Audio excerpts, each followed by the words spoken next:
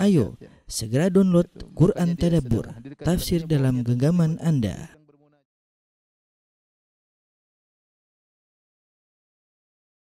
Bismillahirrahmanirrahim. Assalamualaikum warahmatullahi wabarakatuh. Alhamdulillahi ala ihsanih wa syukru lahu ala taufiqihi wa amtinanih. Asyhadu an la ilaha illallah wahdahu la syarika lahu ta'ziman li sya'nih. Wa asyhadu anna suaranya termute Ustaz. Mohon maaf. Assalamualaikum warahmatullahi wabarakatuh. Waalaikumsalam. Alhamdulillahi ala ihsanih wa syukru lahu ala taufiqihi wa amtinanih. Wa asyhadu an la ilaha illallah wahdahu la syarika lahu ta'ziman li sya'nih. Wa asyhadu anna Muhammadan abduhu wa rasuluhu da'ila ridwanih. Allahumma salli alaihi wa ala alihi wa ashabihi wa ikhwanih. Para ikhwan dan akhwat Bapak dan Ibu yang dirahmati Allah Subhanahu wa taala, pada kesempatan kali ini kita akan melanjutkan pembahasan kita tentang tafsir surat Asy-Syarah, yaitu surat Asy-Syarah atau disebut dengan surat Al-Insyirah, yaitu surat Alam Nashrah Laka Sadrak. Dan ini adalah kelanjutan daripada surat Ad-Duha yang surat Ad-Duha berbicara tentang kenikmatan zahir, ya, seperti Nabi sallallahu alaihi wasallam, alam yajidika yatiman fa'awa, yang tadinya yatim kemudian Allah Subhanahu wa taala memberikan naungan, ya, dinaungi oleh kakeknya, kemudian pamannya, ya. Kemudian wajadaka dhalam fahada wajadaka ailam faaghna, ya. Allah mendapati engkau dalam kondisi miskin, sulit, maka Allah memenuhi keperluanmu, menjadi kau berkecukupan. Itu adalah nikmat-nikmat yang nikmat-nikmat zahir, ya. Adapun alam nashrah atau surat Asy-Syarah fokus pada kenikmatan-kenikmatan maknawi, yaitu berkaitan dengan psikologi Nabi sallallahu alaihi wasallam. Taib. Jadi sampai-sampai sebagian ada yang menganggap bahwasanya surat Ad-Duha, ya, berkelanjutan dengan surat Asy-Syarah, ya. Berkelanjutan dengan surat Asy-Syarah, ya.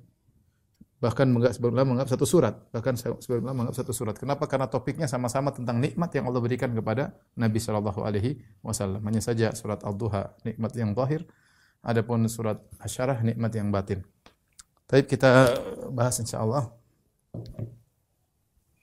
Allah Subhanahu wa taala berfirman, ya, alam nashrah laka sadrak, ya. Bukankah kami telah melapangkan dadamu, ya.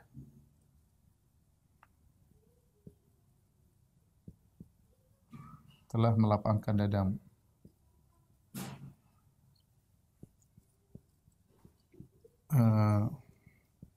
Ini di antara nikmat yang pertama yang Allah berikan kepada Nabi dalam ayat inilah melapangkan dada. Ya, insyirahu sadar, ya, insyirahu as-sadar, ya.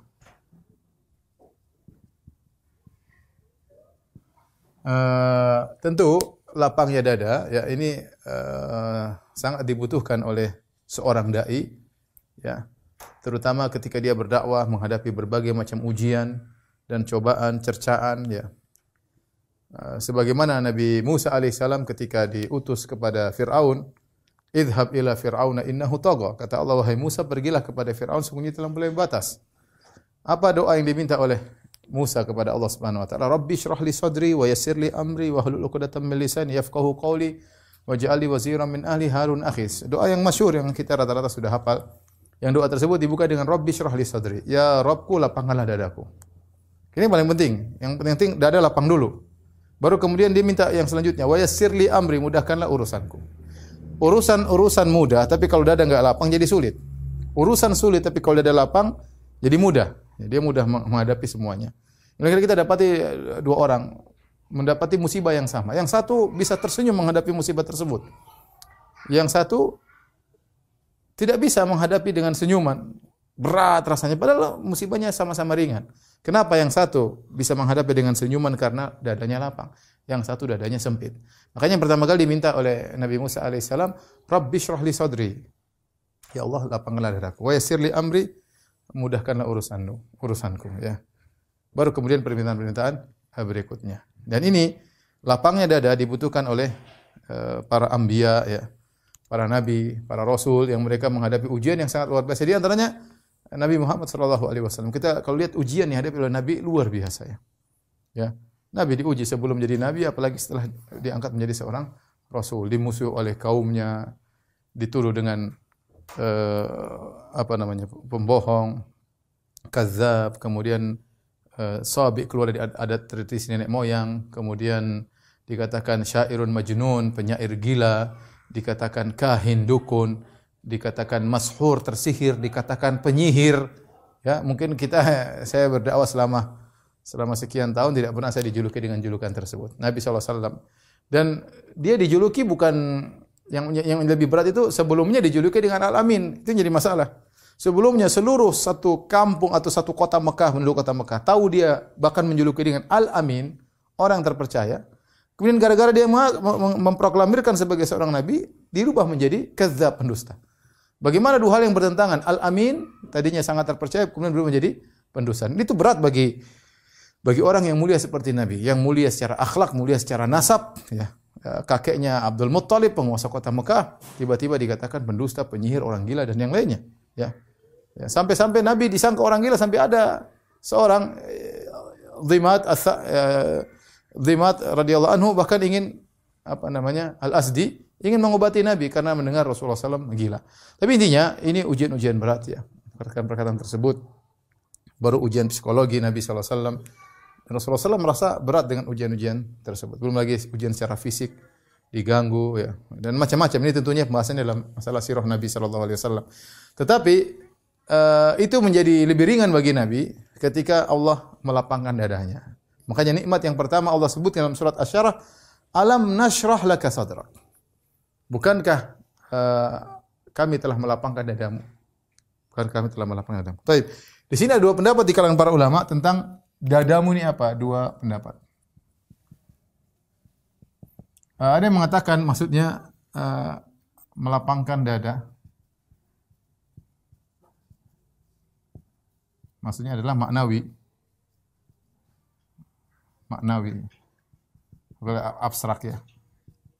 Tadi yang kita bilang yaitu diberi dada yang lapang dalam menghadapi ujian. Ini pendapat pertama. Pendapat kedua, pendapat disebutkan oleh Ibnu Katsir rahimahullahu taala, melapangkan dada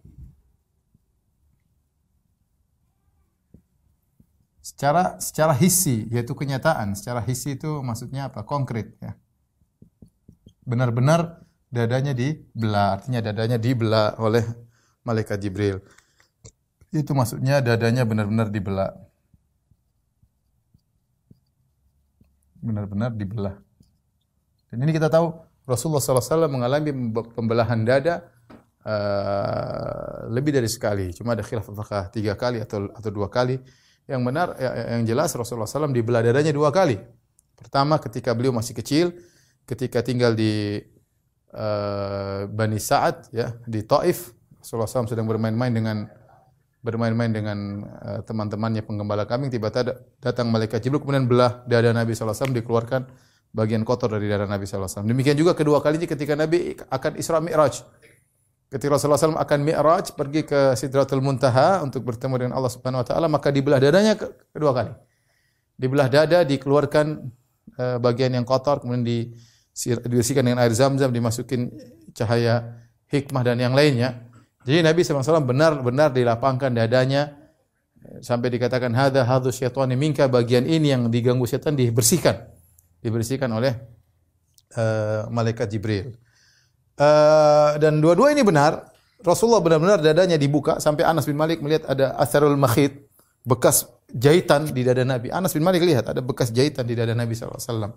Yang tatkala dada Nabi dibelah ya sampai 2 kali dibersihkan sehingga menjadikan Nabi SAW imannya sangat kuat dan juga dadanya lapang.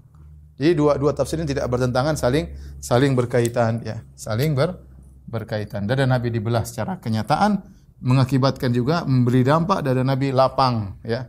Lapang ketika menghadapi ujian-ujian cercaan dan celaan. Makanya ikhwan para bapak dan ibu rahmatillah subhanahu wa taala, seorang kalau diberi kenikmatan syarh sudur, dada yang lapang, ini nikmat yang luar biasa. Kita harus melatih diri kita agar hati kita menjadi lapang ya. Dengan cara apa? Dengan belajar tentang masalah takdir, masalah buruknya hasad, buruknya suudzon, positive thinking selalu kepada Allah Subhanahu wa taala. Enggak usah ngurusin urusan orang dan macam-macam. Jadi kita belajar hati kita menjadi bersih. Karena kalau kita bersih, hati kita lapang, kita kuat menghadapi ini, menghadapi tegar ya. Dan ini adalah nikmat yang Allah berikan kepada Nabi. Alam nashrah laka sadrak. Kemudian kata Allah Subhanahu wa taala, "Wa wada'na anka wizrak."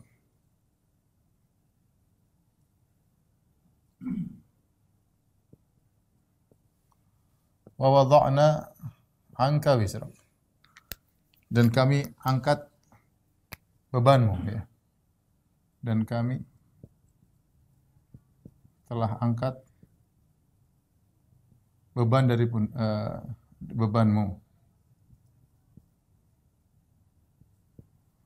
Taib, ini di antara kenikmatan yang kedua yang Allah sebutkan. Wa wada'na anka wizrak, ya, timbul pertanyaan, apa yang dimaksud dengan wizrak di sini? Al-wizr, ya. Al-wizr. Al-wizr dalam syariat, dalam Al-Qur'an sering disebut wizr, maksudnya dosa, ya. Maksudnya adalah liyahmilu auzarahum kamilatan yaumal qiyamah, agar mereka memikul dosa-dosa mereka pada hari kiamat. Jadi al-wizr wala taziru waziratu wizru ukhra. Al-wizr itu sering di dalam syariat disebut dengan dosa. Jadi timbul pertanyaan, apakah Nabi punya dosa? Karena al-wizr, ya, ini artinya dosa secara bahasa, ya. Wizr ini secara bahasa artinya dosa, ya. Taib. Dari sini ada khilaf di kalangan apa yang dimaksud dengan wizr di sini? Khilaf di antara para ahli tafsir. Tiga pendapat. Pendapat pertama, yang dimaksud adalah dosa umatnya. Dosa umatnya. Jadi Rasulullah SAW begitu sayang kepada umatnya, ketika umatnya berdosa, Rasulullah merasa berat. Makanya Allah berfirman dalam Al-Quran, "Laqad ja'akum rasulun min anfusikum, azizun 'alaihi ma 'anittum, harisun 'alaikum bil mu'minina raufur rahim."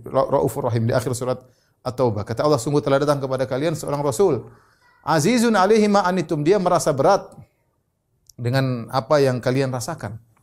Jadi Nabi saking harisun 'alaikum, sangat semangat agar kalian mendapatkan hidayah, bil mu'minina raufur rahim, dan sangat sayang kepada kaum mukminin. Sehingga begitu sayangnya beliau kepada umatnya, dosa-dosa umatnya terasa berat bagi Nabi sallallahu alaihi wasallam. Sehingga pendapat yang mengatakan wa wada'na anka wizrak, ya. Alam nashrah laka sadrak wa wada'na anka wizrak. Kami telah angkat bebanmu, maksudnya dosa umatnya yang dirasa berat oleh Rasulullah sallallahu alaihi wasallam. Ya. Oleh Nabi sallallahu alaihi wasallam karena begitu sayangnya kepada umatnya.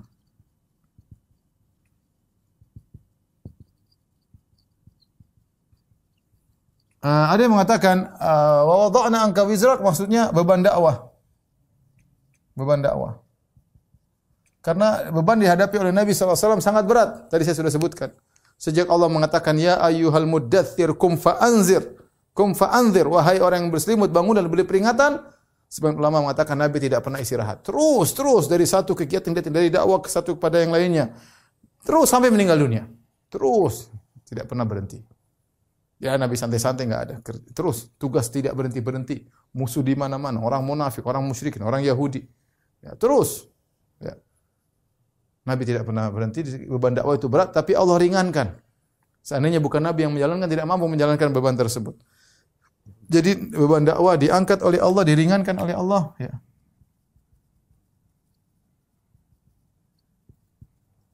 Oleh Allah. Seandainya selain Nabi yang pikul, maka tidak mampu.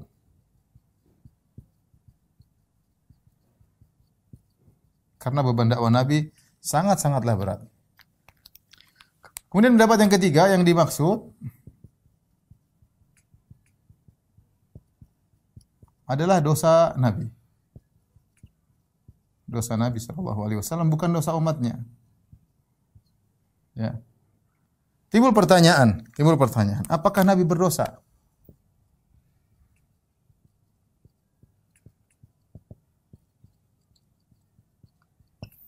ijma' ulama bahwa Nabi SAW maksum dan para anbiya seluruhnya maksum. Maksum maksudnya apa? Terpelihara, terjaga dari kesalahan dalam menyampaikan wahyu. Nabi tidak mungkin salah dalam menyampaikan wahyu. Tetapi kemudian juga ijma' ulama, Nabi tidak mungkin melakukan dosa besar, enggak mungkin. Kemudian juga ijma' ulama bahwasanya Nabi SAW tidak mungkin melakukan perkara-perkara yang menghinakan dirinya seperti mencuri, berzina, enggak mungkin. Tapi kalau dosa-dosa kecil, maka jumhur ulama mengatakan para nabi mungkin melakukan dosa-dosa kecil. Jadi, apakah Nabi berdosa? Menurut jumhur ulama iya, ya. Jawabannya iya, akan tetapi pertama adalah dosa kecil.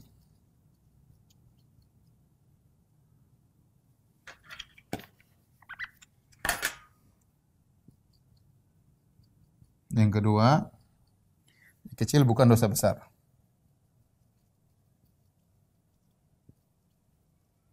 Yang kedua, bukan merupakan perkara yang merendahkan, seperti bohong, berdusta, seperti bohong, mencuri dan yang lain-lainnya ya, yang menghinakan harkat martabat. Yang ketiga, tidak berkaitan dengan wahyu.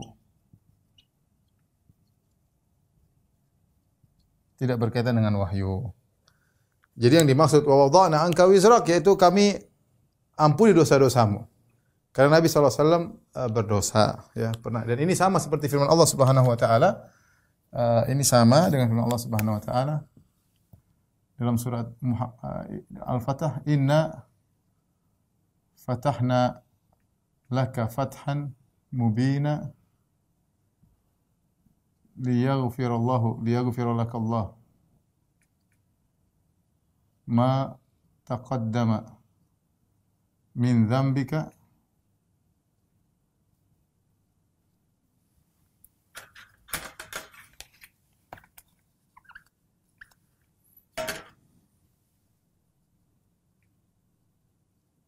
wa ma ta'akhkhar. Dalam awal surat Al-Fatah kata Allah Subhanahu wa taala, "Inna fatahna laka fathan mubina." Sungguhnya kami telah memberikan engkau kemenangan yang nyata. Buat apa?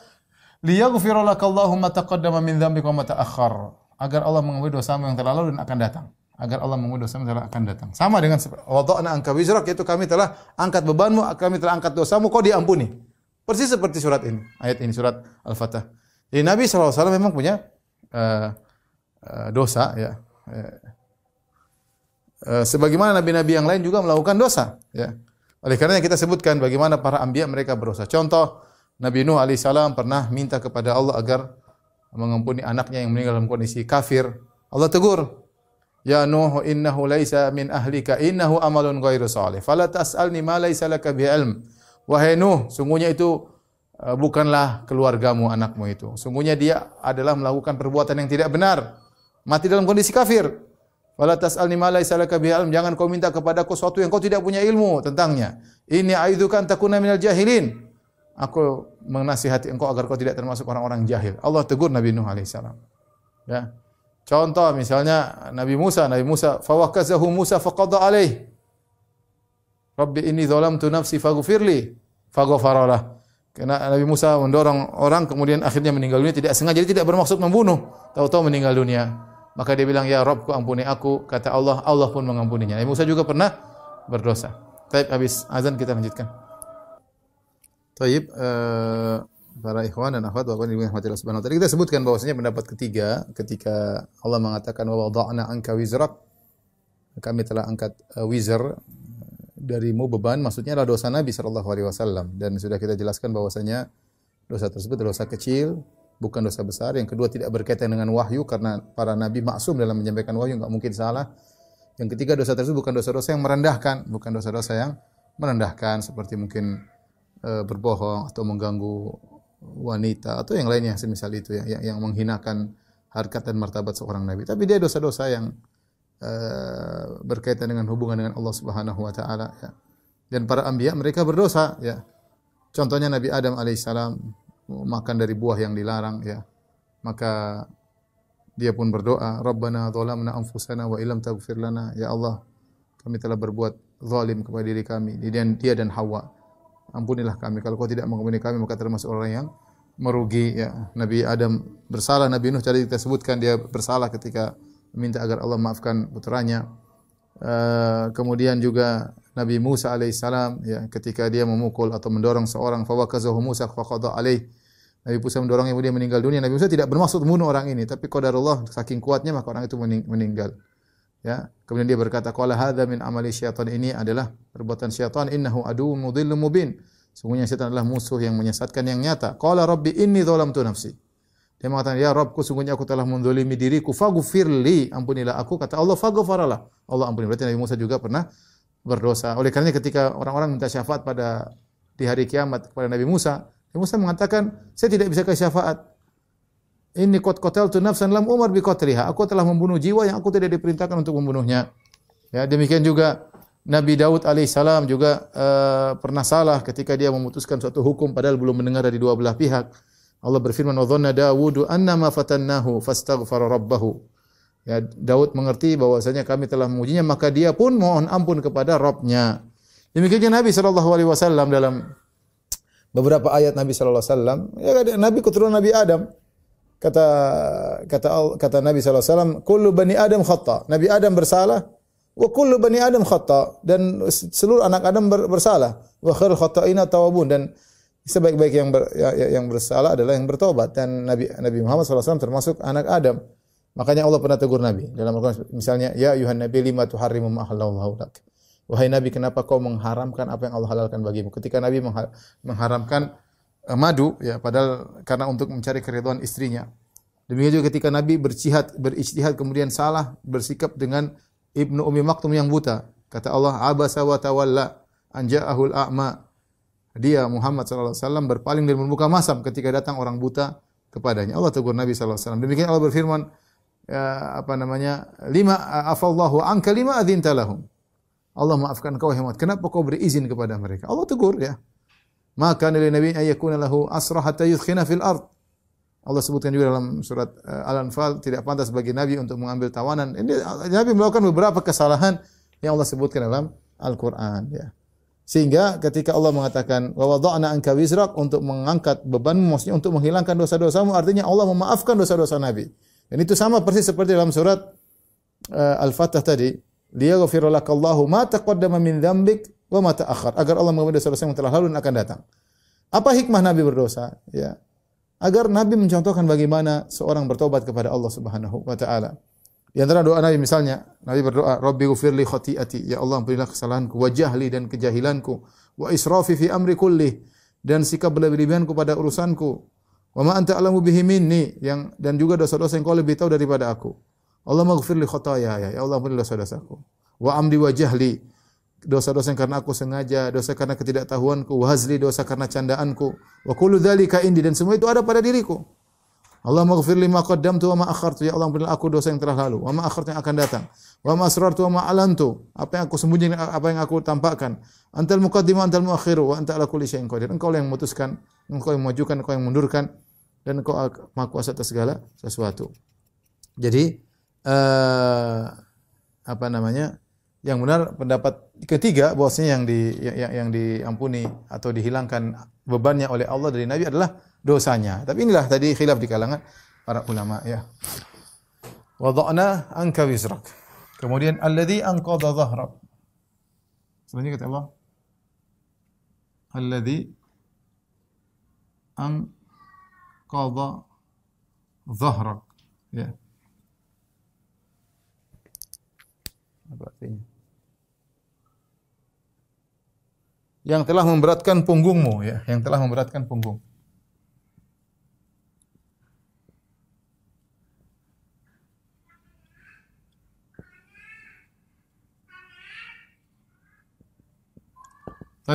Dosa tersebut atau kesalahan, beban tersebut yang di sini, wa wada'na anka wizra, kami angkat bebanmu. Tadi ada 3 pendapat.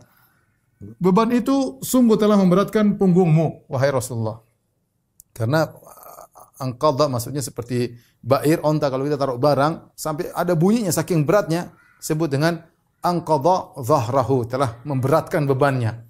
Jadi beban yang dipikul oleh Nabi SAW sangat berat. Kalau kita artikan maksudnya yang membebani Nabi adalah dosa Nabi sallallahu alaihi wasallam. Maksudnya bagi para anbiya, bagi para nabi, kalau kita pilih pendapat maksudnya dosa, ya. Dosa kecil bagi para nabi.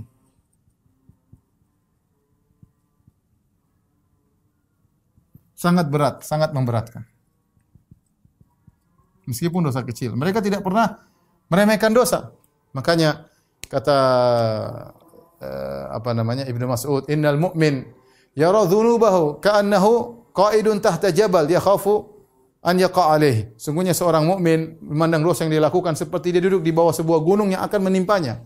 Wa innal munafiq yara dzunubahu kadzubabin marra ala anfi fa yaqul bi yadi hakadha. Adapun orang munafik dia melihat dosanya seperti lalat yang lewat kemudian dia tinggal tepis begini saja, tidak peduli. Ya. Kata Nabi, inni akhafu in asaitu rabbi adzab yaumin adzim. Aku takut kalau bermaksiat kepada Allah dengan adab yang pedih. Para nabi meskipun dosa kecil dianggap berat. Karenanya ketika manusia minta syafaat pada hari kiamat kelak, apa yang terjadi? Para anbiya menyebutkan dosa-dosa yang membuat mereka tidak berani memberi syafaat. Seperti Nabi Ibrahim. Inni qad kadzabtu thalatha kadzabat. Aku telah berusaha 3 kali. Nabi Ibrahim sehingga tidak mau kasih. Padahal kalau kita 3 dusta ini semuanya dusta karena Allah. Bukan karena untuk kepentingan pribadinya, semuanya untuk dakwah. Semuanya untuk dakwah, ya. Ketika yang pertama ditanya dosanya apa, bohongnya apa? Ketika ditanya siapa yang hancurkan patung-patung? Kata dia bal fa'alahu kabirum hadza fas'aluhum in kanu yantiqun. Yang hancurin ini yang gede, patung yang gede. Kalau enggak percaya tanya mereka kalau mereka bisa ngomong.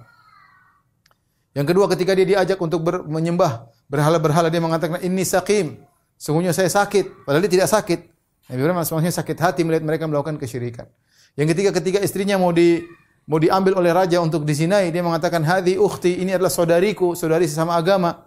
Ya, ini semua dusta yang bukan, ini cuma tauriah, bukan dusta yang benar-benar dusta tapi maknanya benar, ya. Ya, cuma disalahpahami oleh yang mendengar dan di semuanya karena Allah. Itu pun berat bagi Nabi Ibrahim alaihissalam. Artinya kalau kita menjadi orang soleh harusnya semua dosa membuat kita gelisah. Tetapi karena kita sering berdosa, sehingga hal-hal dosa-dosa tersebut kita anggap sepele. Sebagian orang mungkin sekali dusta gelisah, 2 kali dusta gelisah. Lama-lama dusta biasa, distempel oleh Allah jadi seorang pendusta. Seorang mungkin sekali melihat aurat wanita dia merasa, waduh dosa. 2 kali, 3 kali, 100 kali udah biasa dia, seakan-akan bukan dosa lagi. Ya, tidak membani bebannya. Maka di antara tafsiran alladzi anqadha dhahrak, itu yang dosa tersebut wahai Rasulullah telah membani bebanmu, ya. Kemudian setelah itu Allah Subhanahu wa taala berfirman, "Wa rafa'na laka dzikrak."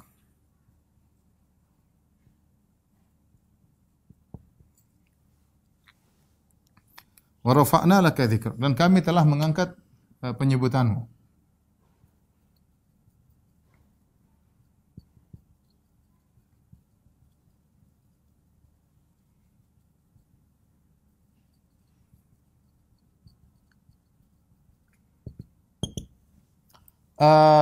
Di antara keistimewaan Nabi sallallahu alaihi wasallam, Nabi dzikruhu marfu'. Rasulullah SAW itu penyebutannya selalu diangkat, ya. Dan tidak dimiliki oleh nabi-nabi yang lain. Sekarang kita lihat azan dikumandangkan selalu digandengkan antara Allah dengan Nabi sallallahu alaihi wasallam. Asyhadu an la ilaha illallah, asyhadu anna Muhammadar Rasulullah. Betapa banyak orang bersalawat kepada Nabi, setiap detik ada orang bersalawat. Setiap detik ada orang bersalawat, ya.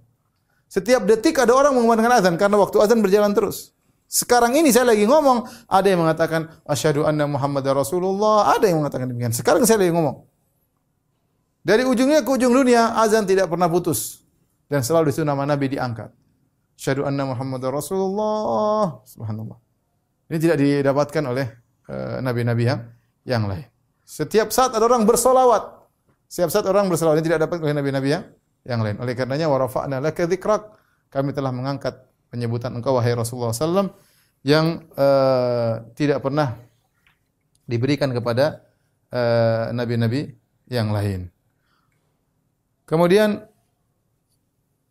Allah Subhanahu wa taala berfirman, "Fa inna ma'al usri yusran."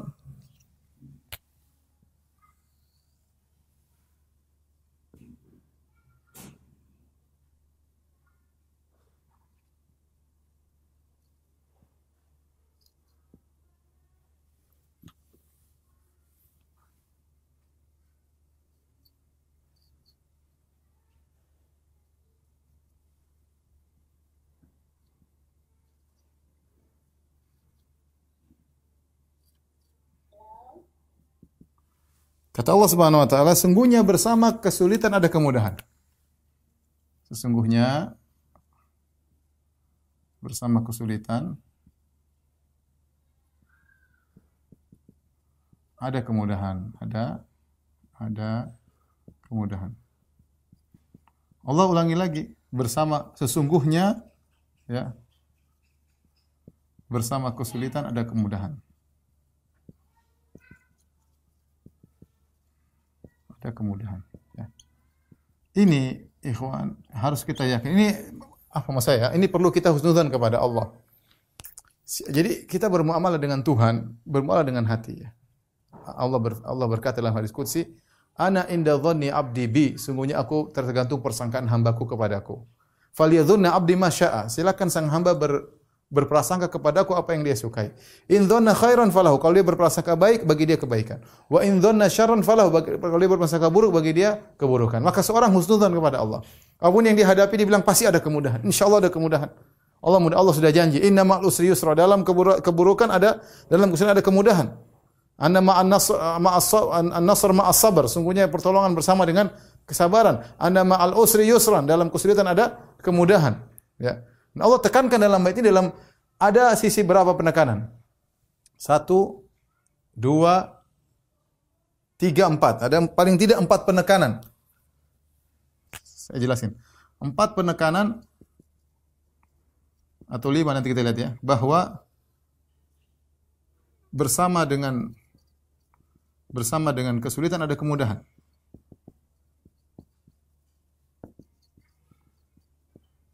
Perhatikan.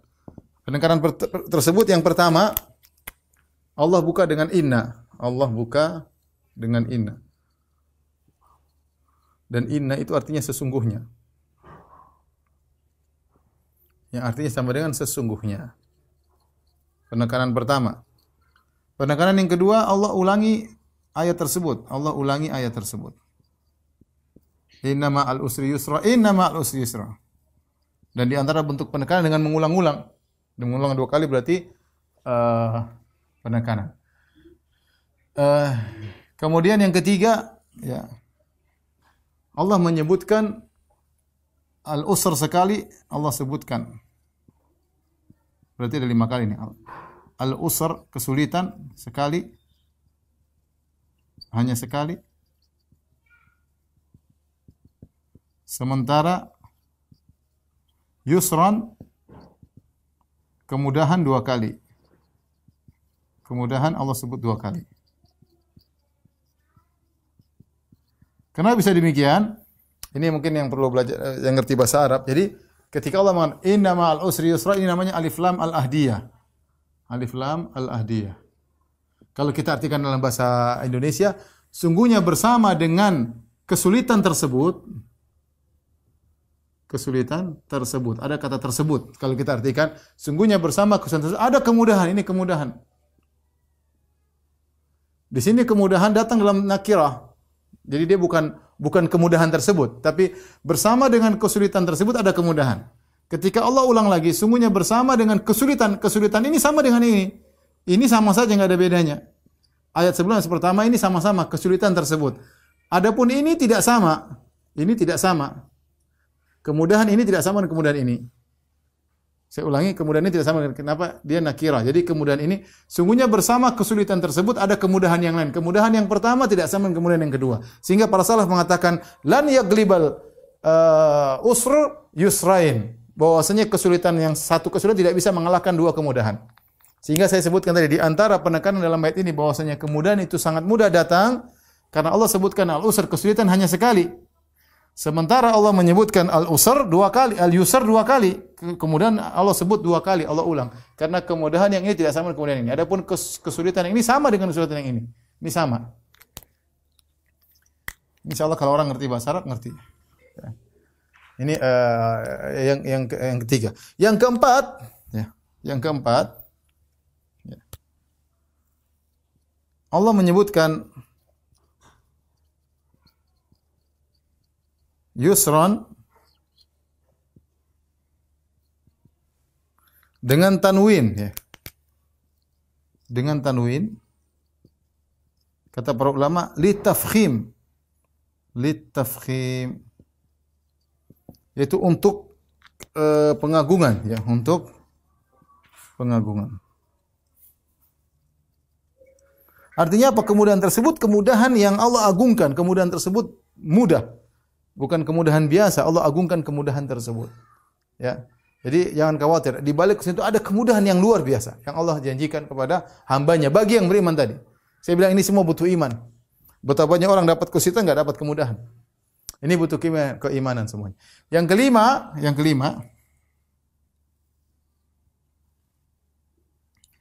Allah gandengkan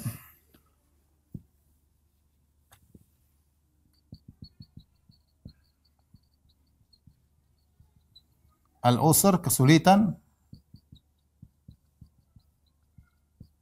dengan al-yusr, kemudahan, dengan kata gandeng ma'a.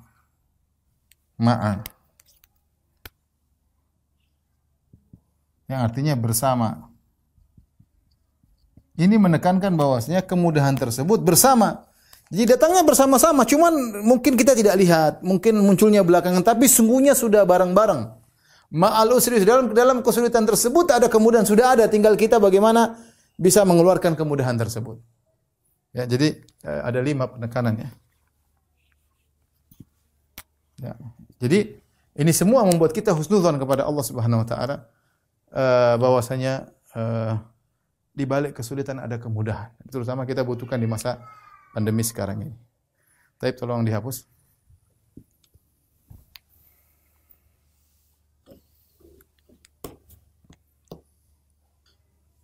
Taib, kita lanjutkan 2 ayat lagi, kata Allah Subhanahu wa taala, fa idza faragta fansab. Fa idza faragta fansab. Jika kau selesai, maka bangun, bangkitlah. Jika kau selesai, maka bangunlah atau bangkitlah. Taib. Jika selesai dari apa? Jika engkau selesai dari apa? Ada 2 pendapat. Selesai dari apa? Ada yang mengatakan jika selesai dari ibadah yang satu, maka bangkitlah untuk ibadah berikutnya. Untuk ibadah berikutnya. Ini pendapat pertama. Pendapat yang kedua, jika selesai dari pekerjaan duniawi, bangkitlah atau seriuslah untuk ibadah. Ini 2 pendapat, dua-duanya pendapat yang benar, ya. Yang pertama, jika selesai ibadah yang satu, maka bangkitlah untuk ibadah berikutnya, ya. Sebagian ulama menyebutkan contohnya. Contoh setelah sholat, ya, seriuslah ibadah, seriuslah berdoa. Ini ada yang pendapat mengatakan demikian. Ada yang mengatakan setelah selesai tasyahud akhir, seriuslah berdoa. Karena di antara doa dikabulkan adalah ketika kita bertasyahud. Setelah kita bertasyahud akhir, kita bersalawat kepada Nabi, kemudian kita berdoa, Allahumma ighfirli ma qaddamtu wa ma akhartu. Seriuslah berdoa. Ada yang mengatakan, ya, setelah salat wajib, maka seriuslah salat sunnah.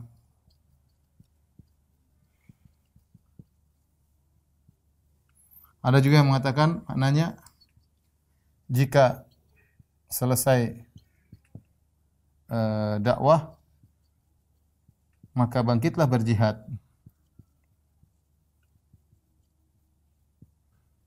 Intinya di sini yang kita harus perhatikan bahwasanya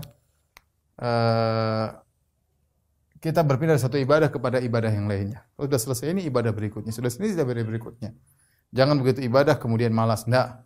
Bisa istirahat sebentar, bangkit lagi kepada ibadah yang berikutnya. Ini tafsiran yang pertama. Tafsiran kedua, maksudnya jika selesai dari pekerjaan duniawimu, bangkitlah untuk urusan ibadahmu.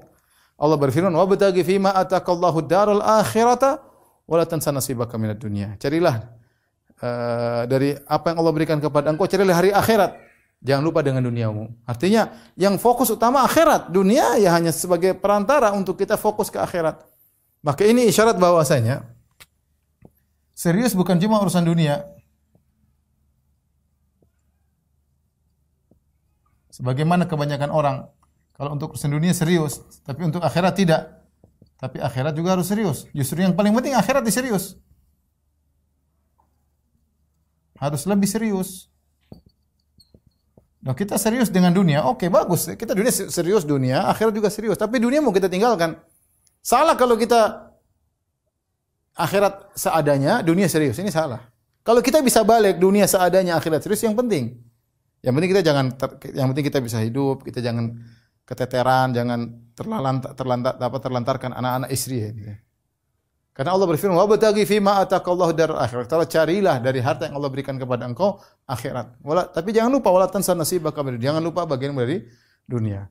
Maksud saya minimal kalau Anda serius di dunia, serius juga masalah akhirat ya. Kerja, waktunya ngaji, waktunya baca Quran serius. Ya. Seperti itu. Waktu baca medsos serius, waktu pengajian enggak serius. Ya jangan. Kita nih dunia mau kita tinggalkan, ya. Maka seriuslah pada apa yang kita tuh menuju kepadanya. Dua-duanya kita serius. Makanya fa idza faraqta, kalau selesai urusan dunia, bagaimana kau serius? Fansab, maka seriuslah untuk urusan akhiratmu juga. Ayat terakhir. Wa ila rabbika farghab. Dan hanya kepada Rabbmu lah engkau berharap. Dan hanya kepada Rabbmu lah berharaplah ya. Di sini wa ila rabbika ini didahulukan. Asalnya farghab ila rabbik, asalnya farghab ila rabbik, berharaplah kepada Tuhanmu.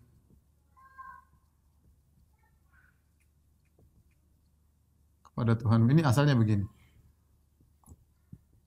Jadi kalau kita bahas subjek predikat ya, predikat objek ya, berharaplah kepada Tuhan. Asalnya predikat dan objek. Ketika objek didahulukan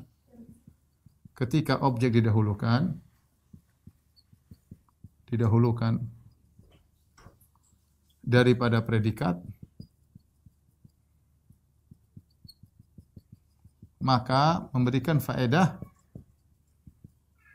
al-hasar, memberikan faedah pembatasan. Makanya saya artikan dan hanya, saya ada kata tambah hanya. Padahal secara bahasa itu kepada Rabbmu lah kau berharap. Tetapi kenapa saya ada tambahannya? Karena di sini objek yang harusnya dalam urutan kata, urutan kalimat dia yang terakhir ternyata dimajukan, dan ini dalam bahasa Arab memberikan faedah pembatasan. Sehingga artinya dan hanya kepada Rabbmu lah berharaplah. Jangan berharap kepada selain Allah. Sehingga jangan berharap kepada selain Allah.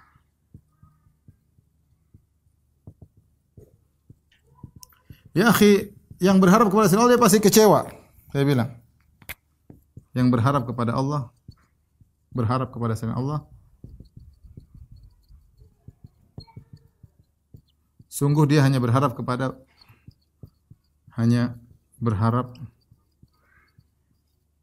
sesuatu yang lemah. Karenanya dia suatu saat pasti akan yang berharap kepada selain Allah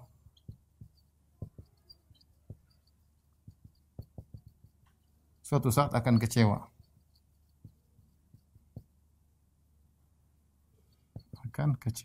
Dan itulah ya.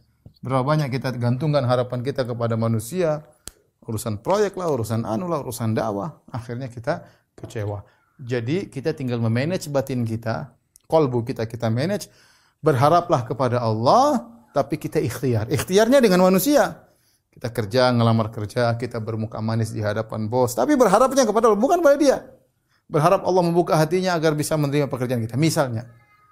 Jadi kita tinggal manage, kita melakukan sebab, bukan berarti kita tidak boleh berharap kepada makhluk kemudian kita tidak berikhtiar. Tidak, kita berikhtiar, tapi qalbu kita kepada Allah Subhanahu wa taala. Wallahu a'lam bishawab. Ini mungkin yang bisa saya sampaikan.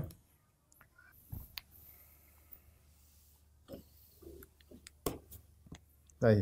Semoga apa yang telah disampaikan oleh Ustaz dapat menambah keimanan kita dan dapat menjadi ilmu yang bermanfaat buat kita semua. Terus Ustaz dapat menjadi ilmu yang bermanfaat dan amal jariah. Amin ya rabbal alamin. Sebelum kita akhiri pengajian ini, mari kita baca doa kafaratul majelis. Subhanallah wa bihamdika, asyhadu an la ilaha illa anta, astaghfiruka wa atubu ilaik. Jazakallahu khairan katsiran Ustaz. Assalamualaikum warahmatullahi wabarakatuh. Waalaikumsalam. Waalaikumsalam.